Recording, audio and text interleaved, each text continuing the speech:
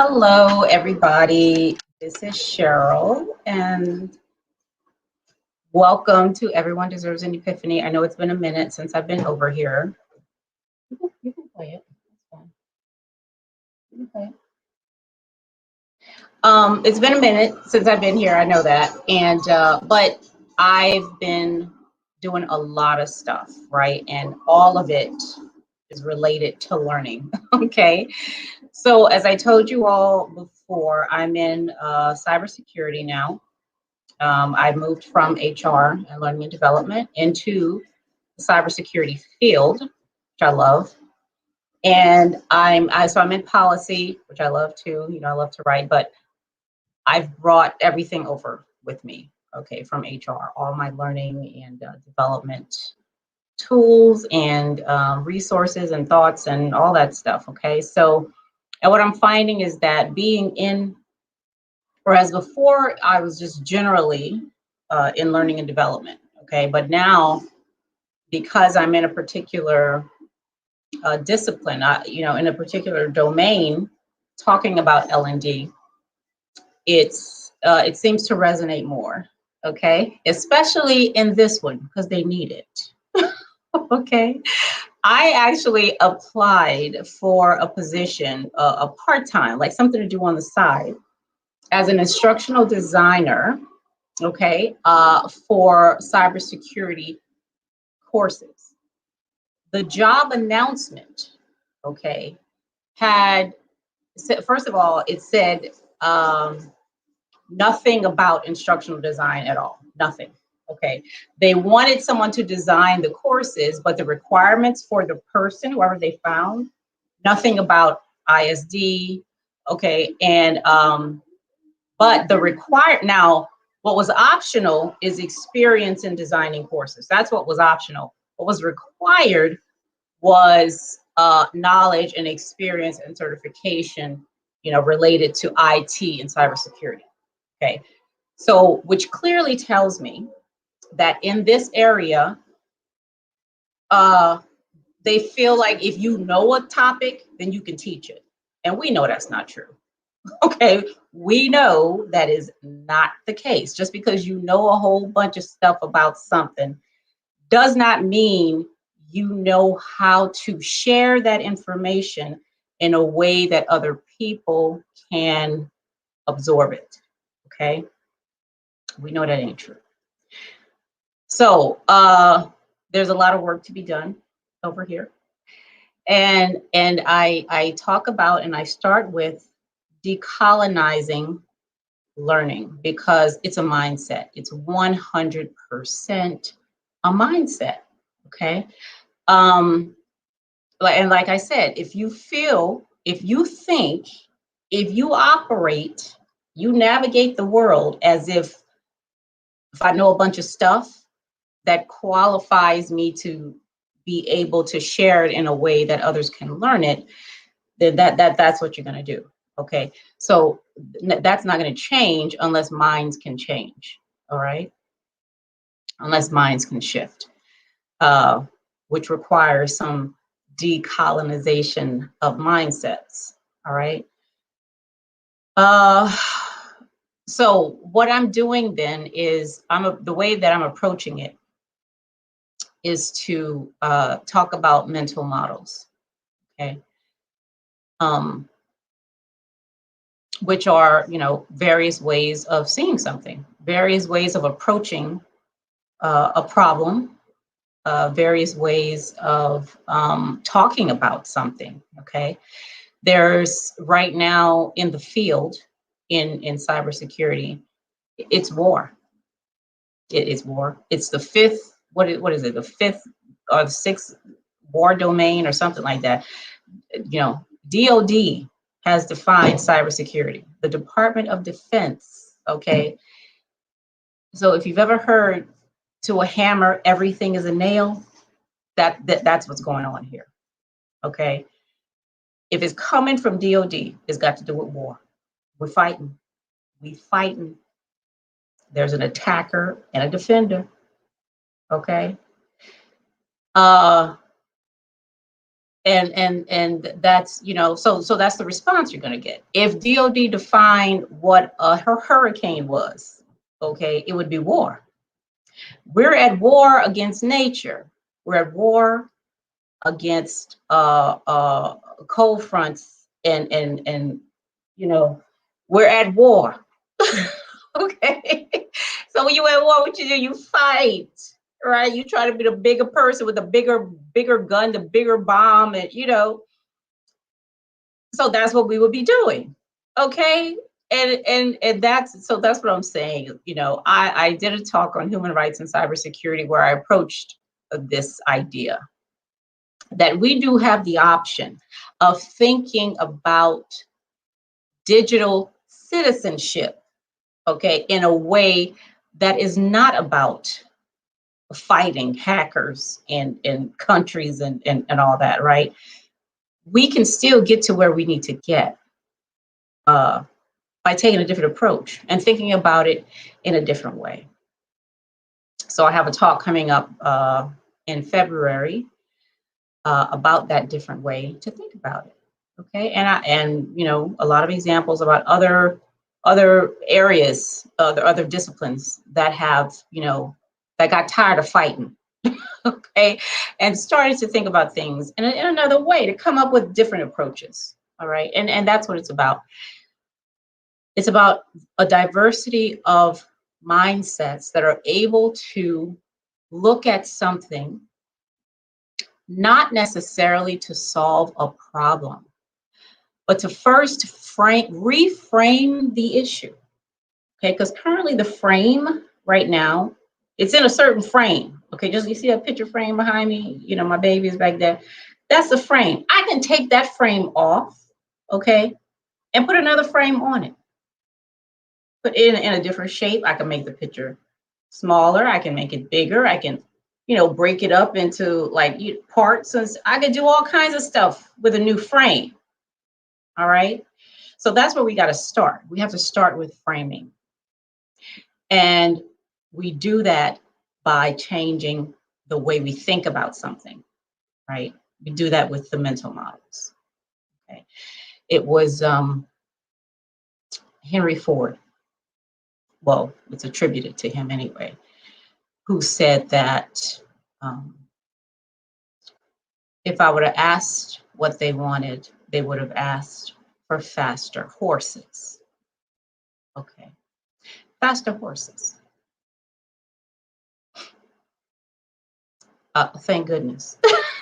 He didn't ask what they wanted, you know, and he went ahead and created the Model T, you know. But yeah, so that's just what it is. So decolonizing learning, it works both ways. It's with the way that we as learners learn, and it's the way that teachers and instructors teach. Now, I've said on this channel already, the way I define teaching and learning is the same. They're this teaching, learning, and empathy all have the same definition, okay, in the way I see things, and that's the sharing of perspective and experience. All of those fall into that definition: teaching, learning, and empathy, the sharing of perspective and experience. And so if you're not sharing, there's no teaching going on, there's no learning going on, and you're not showing empathy, okay? Because sharing has to be happening in order for all of those to occur. Now, let me tell you what's going on now. Teachers and instructors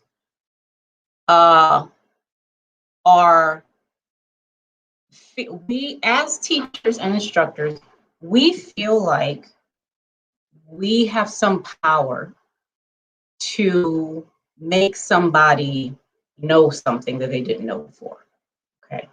We have some control over students being able to, you know, feel a certain way because they know something or whatever, you know, when we have nothing, like we don't have that power at all.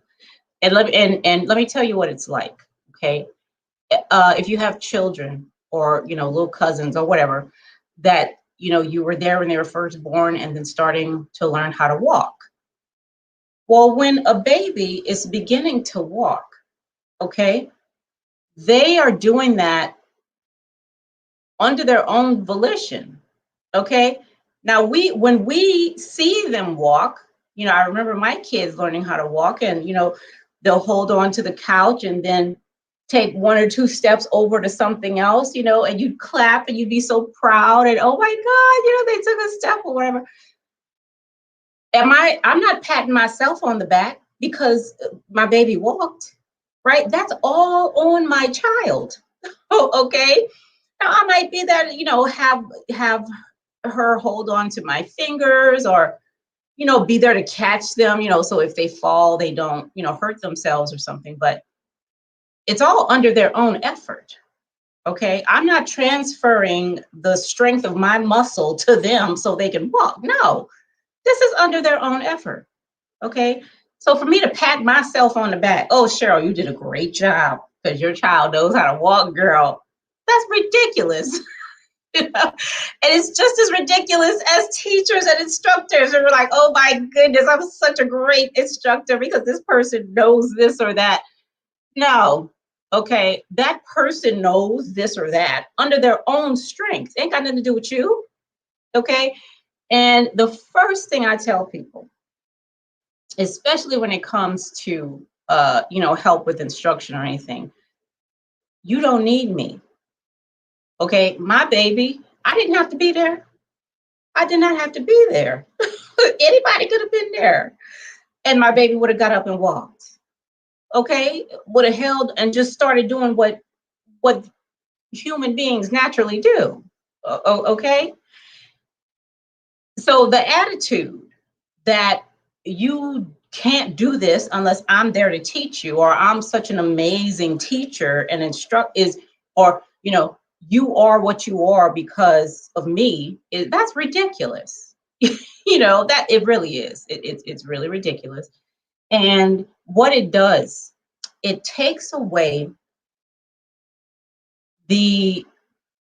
well, you're trying to, you don't actually do it, but you're trying to take accountability away from the learner.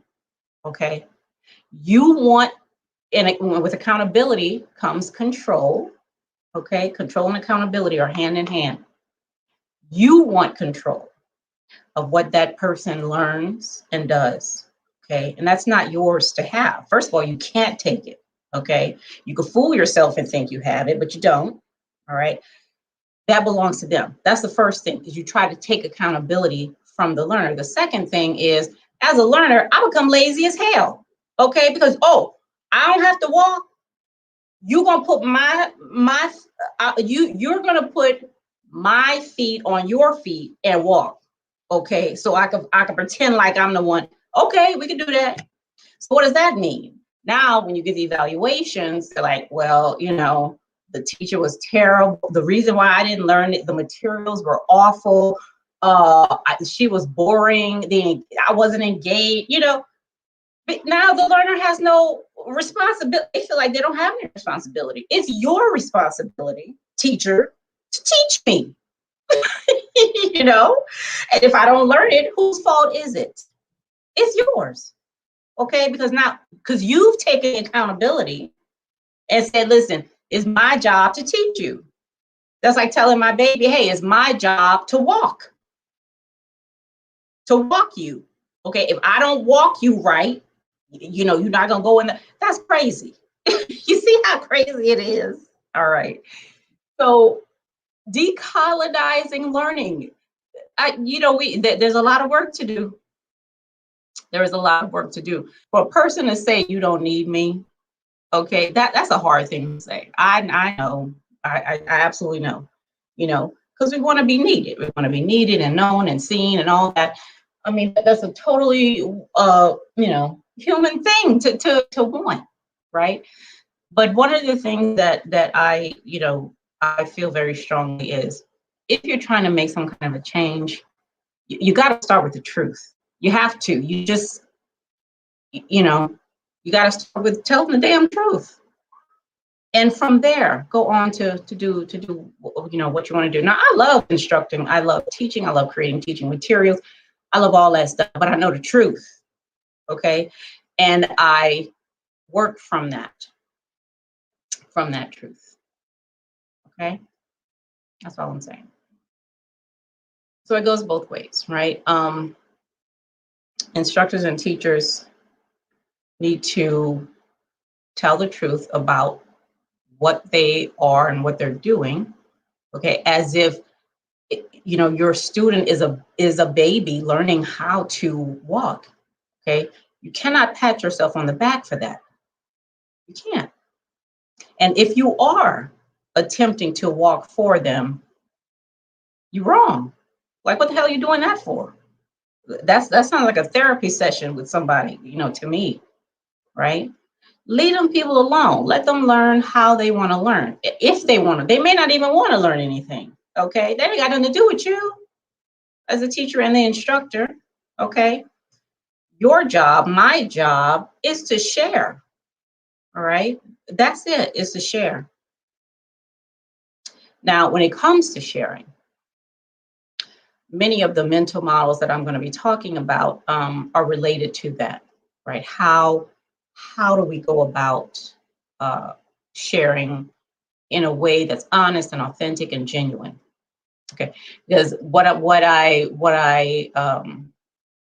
the lessons I have lived tell me that genuine sharing, I'm gonna get something from that. Okay, I absolutely will. I'm gonna get something from some genuine sharing. Okay. So that's not an issue. All right. But and that's just the way it is. Okay. So I got a lot of things coming up. If you're not on my cybersecurity channel, person-centered cyber, that's where I talk about most of the things that are coming up. So you might want to get over there if you're not over there, or you can join me on Patreon. I have the web address down there, and I'll be over here periodically. I don't know. I just have to see how things work out. But I love this area. I love learning. But I love learning. Let me just say that. Okay. So, and for those of you who just subscribed, thank you so much for that. I've seen the numbers go up a little bit, but I have many more on my cybersecurity channel than I have over here. But I'm still going to work this. All right. I don't know. We'll see what happens. Thank you all for being here and for listening, and I will see you back here later.